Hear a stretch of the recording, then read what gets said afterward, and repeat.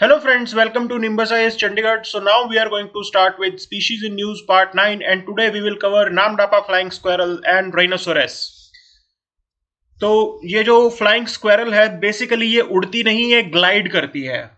ठीक है, आपको ये आइडिया होना चाहिए। ये बिल्कुल इसके कोई पंख नहीं होते, बट ये अपने बॉडी पार्ट्स को फैला के सिर्फ ग्लाइड करती है, तो इस वजह से इसका नाम फ्लाइंग स्क्वेरल पड़ा है।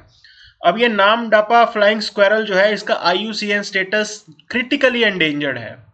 ये बहुत ही शर्मीला जानवर है, नॉकटर्नल जानवर है, सिर्फ रात को बाहर निकलता है और ये एंडीमिक है। ये सिर्फ नामडापा नेशनल पार्क वाले एरिया के अंदर ही मिलता है, तो ये इसलिए बहुत क्रिटिकल हो जाता है और सिर्फ एक छोटे से हैबिटेट के अंदर मिलना, इसलिए इसकी पॉपुलेशन काफी कम रहती है और ये दूसरी जगहों पे सरवाइव नहीं कर सकती।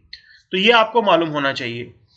अब नामडापा जो नेशनल पार्क है, it is the largest protected area in the eastern Himalayas, तो ये भी आपको पता होना चाहिए। और ईस्टर्न हिमालयाज एक बायोडाइवर्सिटी हॉटस्पॉट है। हॉटस्पॉट का मतलब होता है वहां पे बहुत ही ज्यादा डाइवर्सिटी मिलती है फ्लोरा और फौना को लेके, और उनमें से एक जो है ये नामडापा फ्लाइंग स्क्वेरल है, जो कि सिर्फ वहीं रहती है। अब रिसर्चर्स ने ये अभी माना है कि यह जो है बहुत ही कम नंबर में है, मतलब एक इसके स्पेसिमेन मिलते ही नहीं है, ऐसी प्रॉब्लम फेस करने को पड़ रही है। और although researchers have surveyed the surrounding areas for the flying squirrel, there have not been any verified sighting of the species, तो उसके आसपास वाले एरिया के अंदर ये दिखती ही नहीं है। Scientist believe this lost species occur in dry deciduous mountain forest, तो ये आपको याद रखना है, dry deciduous mountain forest along the streams, मतलब नदी के किनारे वाले जो ड्राई डेसिडियस माउंटेन फॉरेस्ट होती है वहां सिर्फ ये सर्वाइव करती है। और इस तरीके से देखा जाए तो सिर्फ नामडापा पार्क में ही ऐसा एरिया मिलता है जहां पे ये सर्वाइव कर रही है। और अर्बोरियर स्पीशीज है, मतलब रात को एक्टिव होती है, ये इसकी खासियत है। थ्रेट्स की अगर हम बात करें तो there is little known flying squirrel has a very restricted range. Okay, ये this little known flying squirrel have a very restricted range, बहुत ही कम रेंज के अंदर मिलती है, तो बाकी जगहों में सर्वाइव ही नहीं कर सकती, तो इसलिए सिर्फ ओनली वन लोकेशन में ये पाई जाती है। Like other restricted range species, this make it particular vulnerable to any threat which could rapidly affect all individual in the population, मतलब ये एक ही छोटे एरिया में मिलना इस वजह से बहुत ज्यादा वल्नरेबल हो जाती है। और प्रेजेंट की सिचुएशन के अंदर अगर हम बात करें तो habitat loss, degradation, okay, shifting agriculture, extraction of non timber forest products, particular leaves of rattan palm, तो उस वजह से जो है इसके हैबिटेट को काफी नुकसान पहुंच रहा है। और ह्यूमन इंटरफेरेंस जो है उस एरिया में रहता ही रहता है, क्योंकि वहां पे ट्राइबल पॉपुलेशन है और वो ज्यादातर फॉरेस्ट प्रोडक्ट पे ही डिपेंड करते हैं, तो इसको जो कंप्लीट आइसोलेशन की बात हम करते हैं वो नहीं मिल पाती।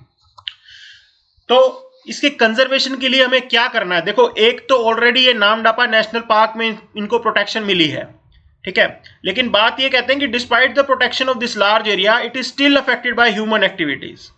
जो मैंने आपको बताया कि ह्यूमन एक्टिविटीज किस तरीके से होगी, क्योंकि वहां पे ट्राइबल पॉपुलेशन है, वो डिपेंडेंट है इनके ऊपर, शिफ्टिंग एग्रीकल्चर, इस टाइप की चीज हो रही है।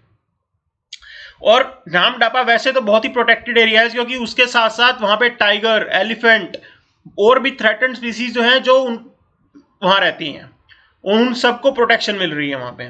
फिर एक प्रॉब्लम है कि lack of legal enforcement, shortage of well trained and equipped personnel, तो ट्रेनिंग की प्रॉब्लम है वहां पे, जो पर्सनल है they are not trained, legal enforcement की प्रॉब्लम है वहां पे, जो कानून बना रखे हैं उनको अच्छे से इंप्लीमेंटेशन नहीं हो पाता।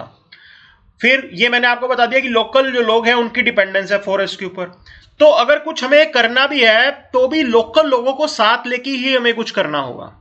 तो ये है हमें ये नामडापा फ्लाइंग स्क्वेरल की कहानी पूरी। अब हम इंडियन राइनोसोरस की बात करेंगे। अगर हम इसके IUCN स्टेटस की बात करें तो इसका IUCN स्टेटस है वल्नरेबल, ओके, और इसका ट्रेंड अगर आप देखोगे तो इसकी पॉपुलेशन जो है वो बढ़ रही है, इंक्रीज हो रही है, तो ये एक बहुत अच्छी बात है, क्योंकि बहुत सारे स्टेप्स ऐसे लिए गए हैं हिंदुस्तान के अंदर भी और बाकी कंट्रीज में भी। प्रोजेक्ट राइनो, उसके अंदर जो है काफी ज्यादा पावर्स दे रखी है वहां पे। लोकल जो फॉरेस्ट गार्ड होते हैं वो हंटर्स और पोचर्स को शूट भी कर सकते हैं, तो गवर्नमेंट इतने अच्छे तरीके से काम कर रही है। अगर इसके ट्रैफिकिंग की बात करें तो राइनो जो हॉर्न होता है उसके लिए इसे मारा जाता है मेनली। तो उस हॉर्न का क्या ऐसा यूज है जिसके लिए एक राइनोसेरोस को ही मार देते हैं? तो वो है medicinal use in China, Taiwan, Hong Kong and Singapore. उस हॉर्न का अलग से यूज किया जाता है। फिर नॉर्थ अफ्रीका और मिडिल ईस्ट के अंदर ऑर्नामेंटल पॉइंट ऑफ व्यू से उसको रखते हैं, उसकी मतलब ज्वेलरी वगैरह बनाई जाती है। तो ये इसलिए राइनोसेरस को मारा जाता है। अगर हम फेमस प्रोटेक्टेड एरियाज की बात करें तो आपको इनका आइडिया होना चाहिए और रिस्पेक्टिव स्टेट्स के बारे में पता होना चाहिए कि वो नेशनल पार्क कौन से स्टेट में है। तो काजीरंगा नेशनल पार्क बहुत ही फेमस है और असम में पड़ता है ये। फिर Pobitora wild life sanctuary, it is also located in Assam. Pobitora Assam में पड़ता है, ये आपको याद रखना है। जलपारा नेशनल पार्क, अब ये जो है आपका वेस्ट बंगाल में पड़ता है। ओरैंग नेशनल पार्क ये असम में पड़ता है। गोरुमरा नेशनल पार्क ये वेस्ट बंगाल में पड़ता है। मानस नेशनल पार्क ये असम में पड़ता है। दुधवा नेशनल पार्क ये यूपी में पड़ता है। तो अगर आपसे स्टेट्स के नाम मेंशन किए हो कि which among the following states are the habitat of rhinoceros, तो उसके अंदर यूपी अगर ऑप्शन हो तो आप उसको राइट करेंगे, क्योंकि ये नॉर्थ यूपी वाला एरिया जो है वहां पे तेराई बेल्ट है, ठीक है, तेराई बेल्ट, और वहां पे राइनोसेरोस मिलता है। तो ये बात आपको याद रखनी है। I hope this session is helpful for you guys.